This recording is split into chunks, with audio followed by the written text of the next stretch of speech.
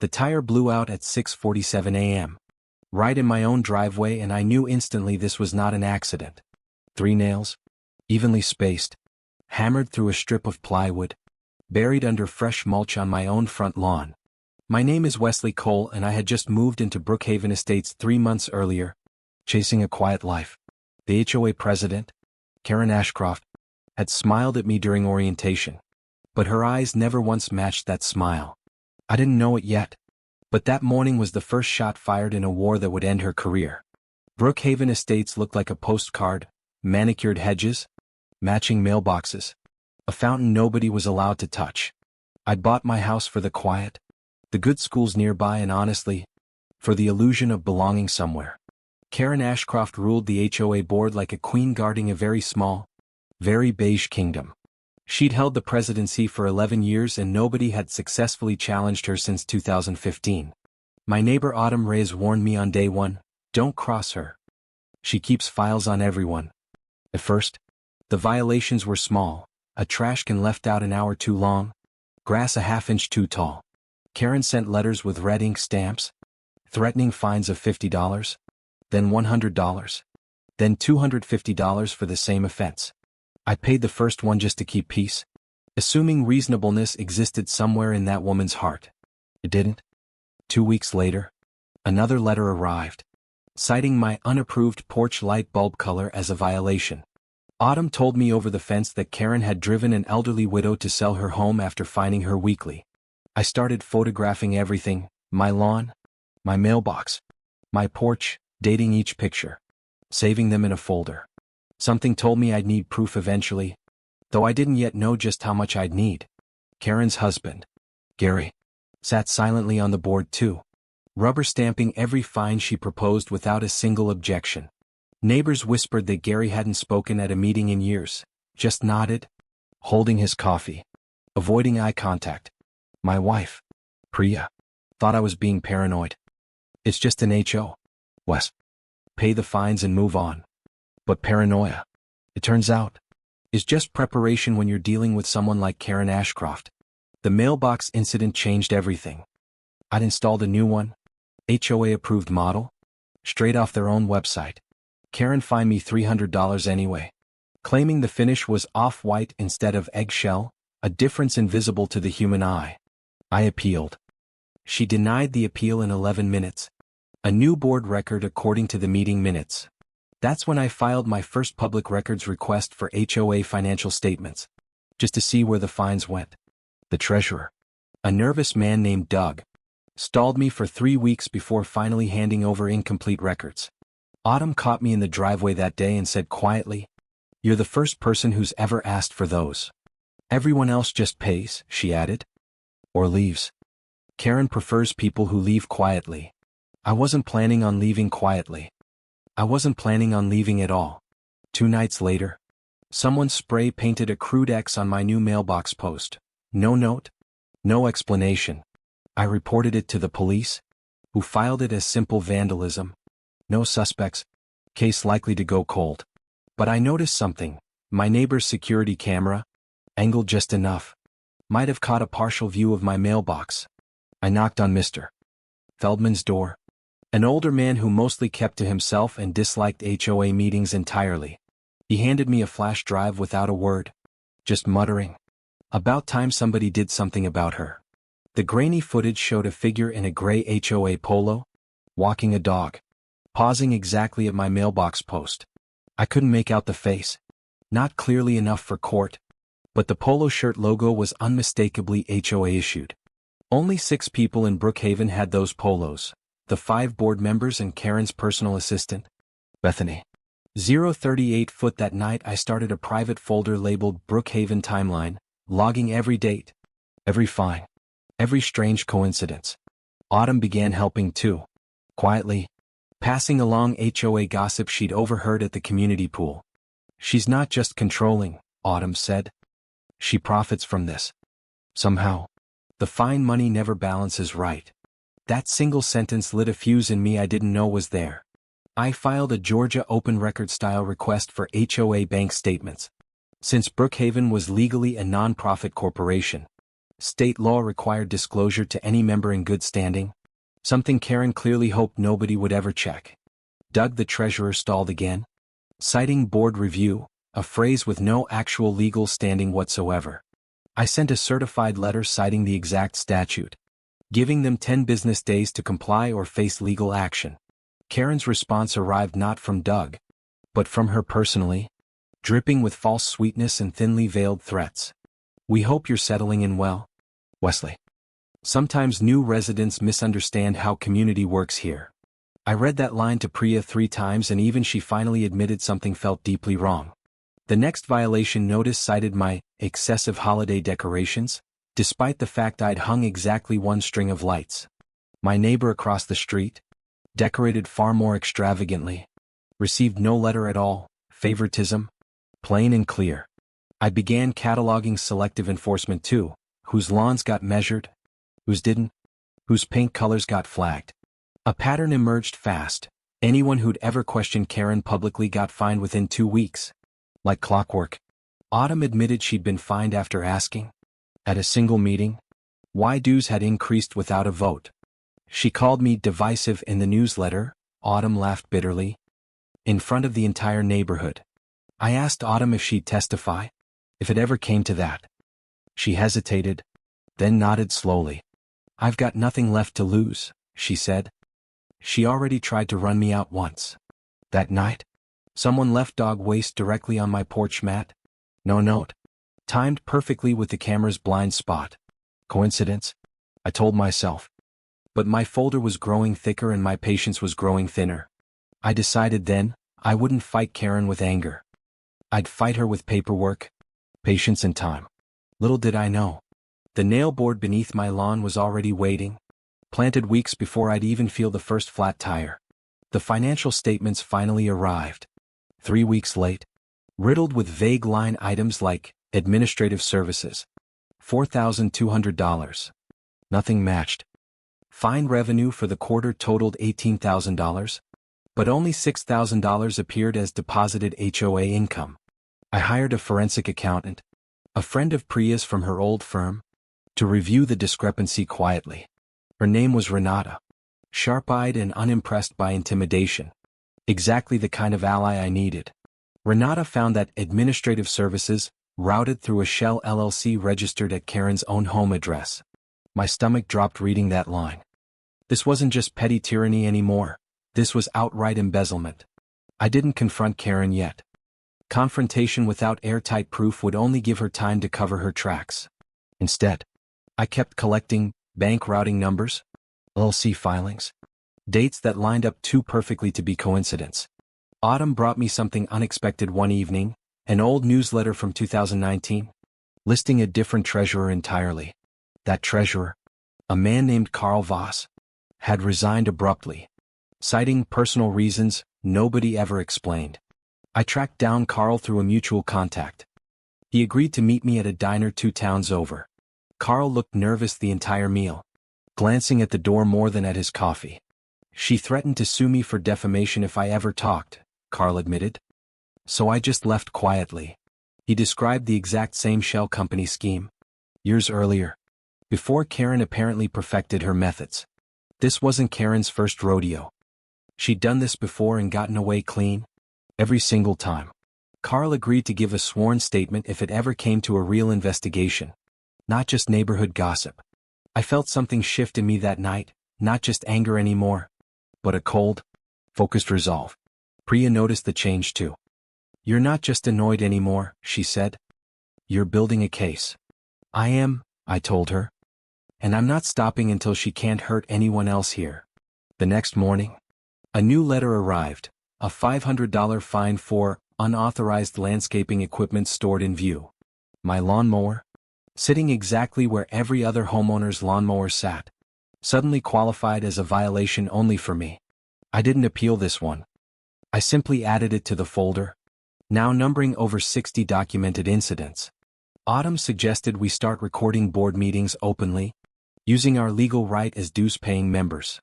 Georgia law, like most states, allowed members to record open HOA meetings, something Karen clearly didn't expect anyone to know.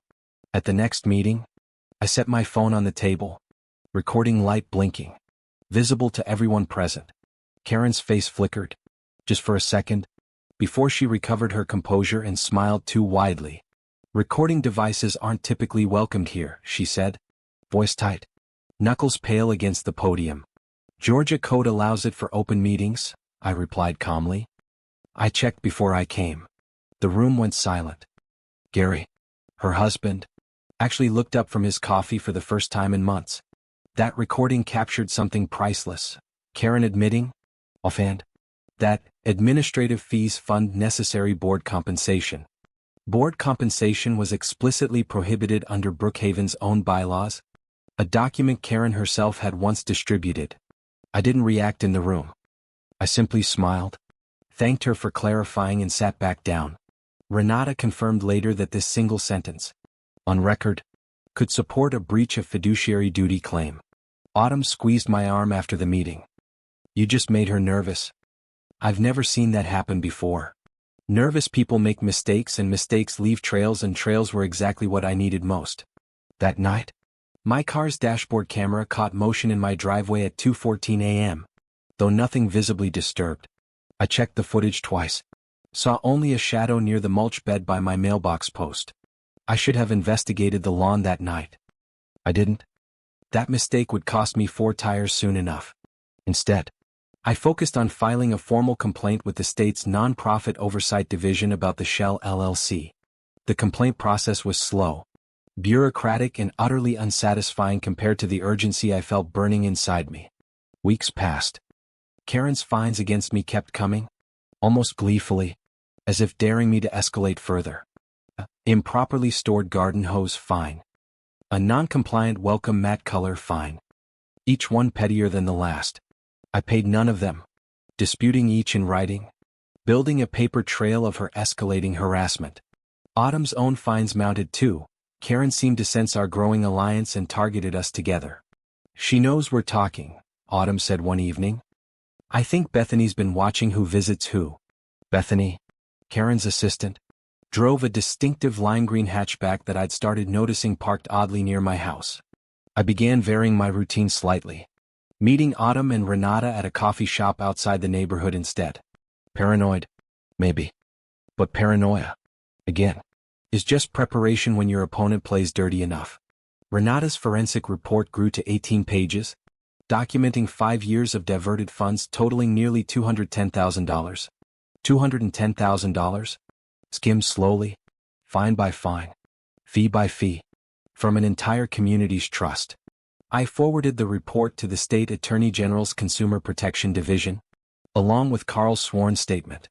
An investigator named Marcus Webb called me within a week, his voice carefully neutral but clearly interested. "This is more organized than most HOA complaints we get," Webb admitted. "Keep documenting. Don't confront her yet." Don't confront her yet, words I'd remember 2 weeks later, in my driveway, staring at a flat tire, because Karen, sensing something was wrong, decided to strike first, in the ugliest way she knew how. The morning of the Nailboard, I'd woken early for a jog, only to find my Honda sagging on one side. Then I noticed the front tire. Then the rear. All 4 tires, flat, hissing softly in the morning quiet. I knelt down and found it, a strip of plywood, nails driven clean through, buried under fresh mulch. My own front lawn had become a trap, planted with the precision of someone who knew exactly where I'd park. I called the police immediately, and for once, an officer arrived within 15 minutes, visibly concerned by the setup. Officer Delgado photographed everything, bagged the plywood as evidence, and asked if I had any enemies nearby. I laughed, a short, humorless sound. "You have no idea how long that list actually is." Delgado's eyebrows rose when I mentioned the HOA president by name, almost like he'd heard that name before. "We've had noise complaints about her before," he admitted. "Nothing ever sticks. She's careful, until now. Because this time, she'd left something behind she couldn't have anticipated." The plywood had a faint logo stamped in one corner, leftover packaging from a home improvement store receipt. A receipt, still tucked beneath the mulch, damp but legible, dated 3 days earlier, paid in cash. Cash purchases don't leave credit card trails, but store surveillance cameras don't care how you paid. I gave the receipt number to Officer Delgado, who promised to request the store's footage with a formal request. Meanwhile, Mr. Feldman's camera, angled toward the street, had captured something too, a familiar lime green hatchback. Idling at 2 a.m. Bethany's car. Parked exactly where the shadow in my own camera had appeared weeks earlier. I felt something cold settle in my chest. This wasn't petty harassment anymore. This was targeted, dangerous sabotage. Priya wanted to move out that same day. I understood the fear, but I refused to give Karen that win. If we leave now, I told her, she wins completely and someone else takes the nailboard next.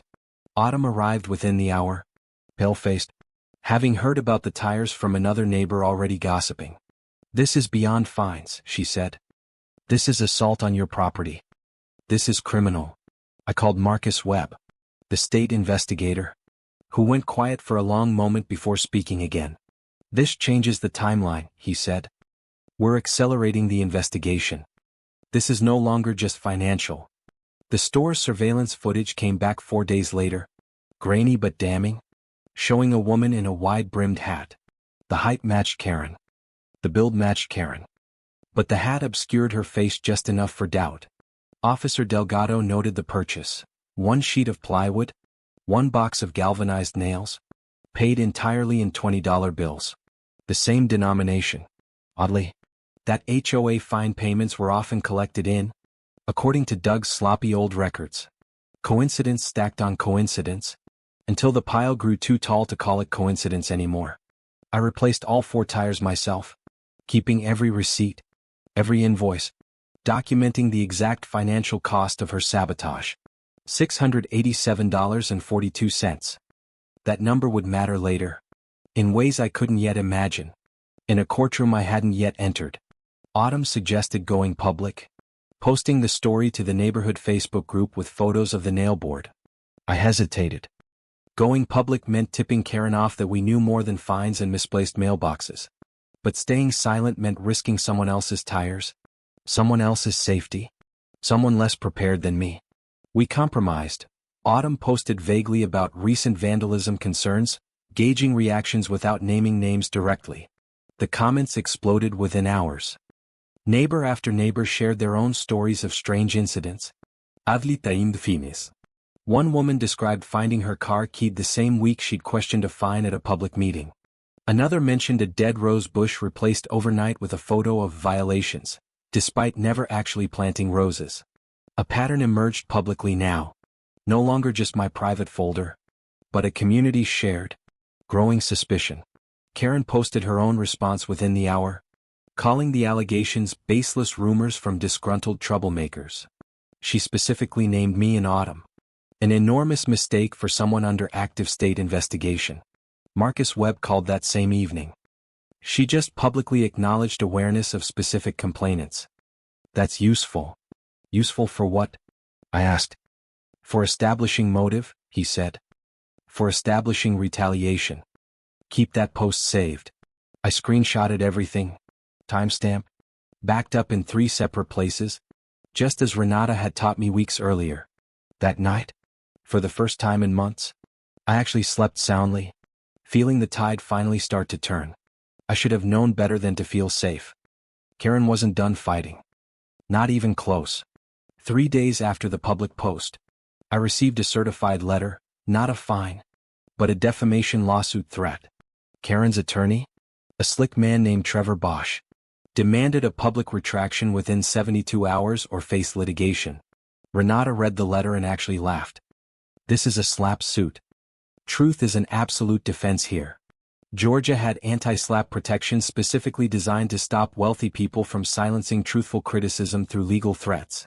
I forwarded the letter to Marcus Webb, who forwarded it, in turn, to the Attorney General's own legal team.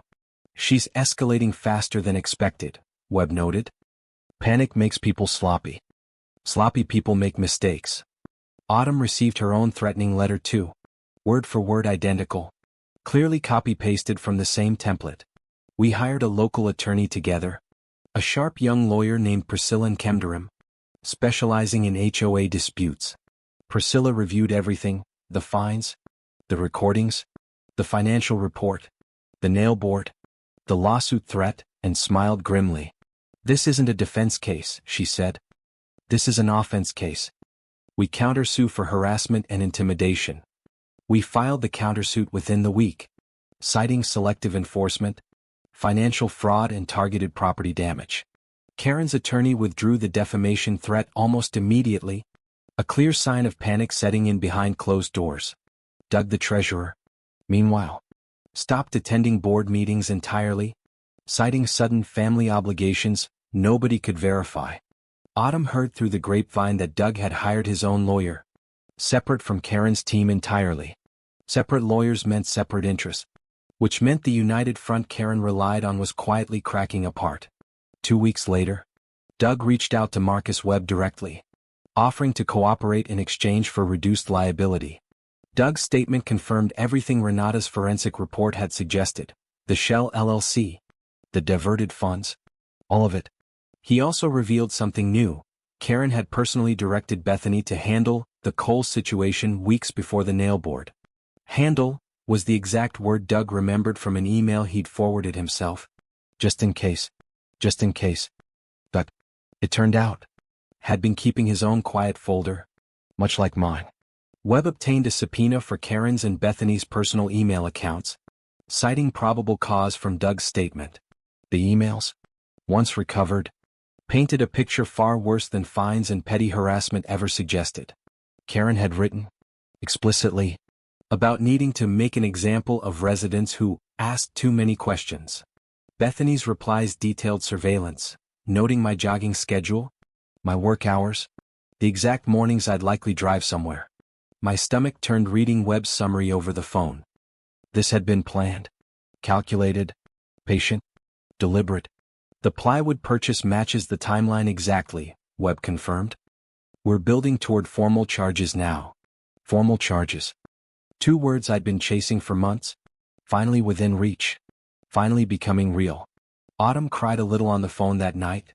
Relief and exhaustion tangled together after months of tension. "We're actually going to win this," she said. I didn't let myself believe that until right now. I didn't quite believe it either. Not fully. Not until I saw handcuffs. Not until I saw a verdict. Priya, for the first time in weeks, hugged me without mentioning moving away, without mentioning giving up. "You were right," she admitted. Someone had to stop her. I'm glad it was us. But Karen, cornered, grew more dangerous, not less. Like any predator sensing the trap closing around her. She called an emergency board meeting, attempting to push through new bylaws limiting disruptive member conduct. The proposed bylaw specifically targeted recording devices and public records requests.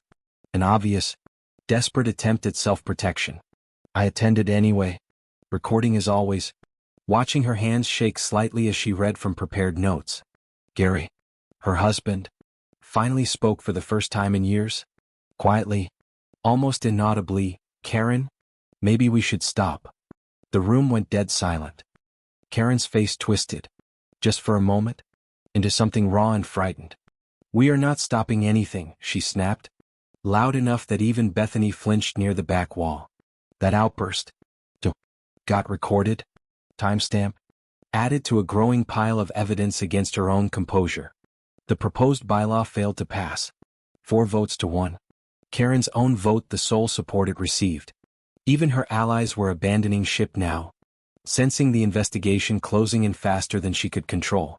3 days later, Marcus Webb called with news I'd been waiting months to hear. Formal charges were filed. Karen faced charges of financial fraud, breach of fiduciary duty, and, thanks to the store footage, criminal mischief. Bethany faced accessory charges, having purchased the plywood and nails under Karen's direct, documented instruction. The arrest happened on a Tuesday morning. No cameras present. Just 2 quiet officers at Karen's own front door. Autumn texted me a single line the moment she saw it happen from her kitchen window. "It's happening."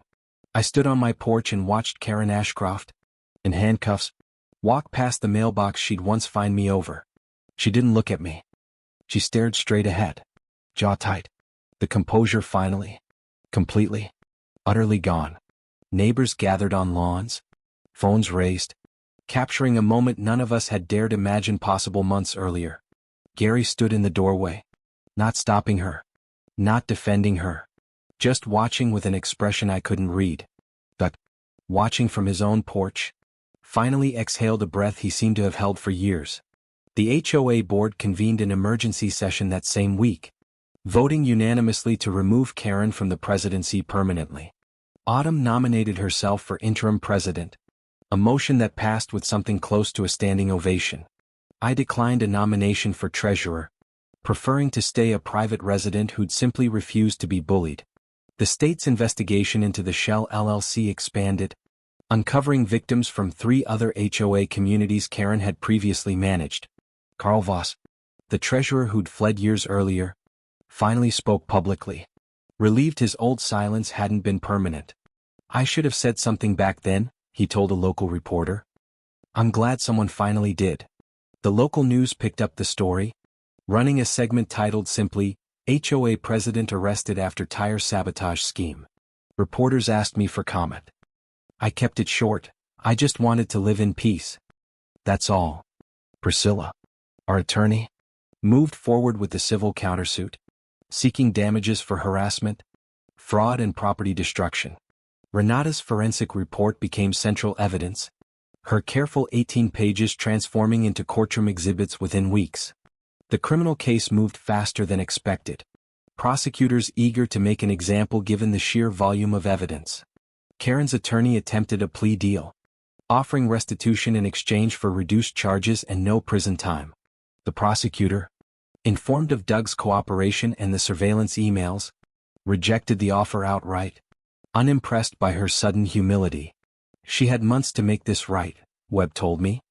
She chose sabotage instead. Consequences follow choices.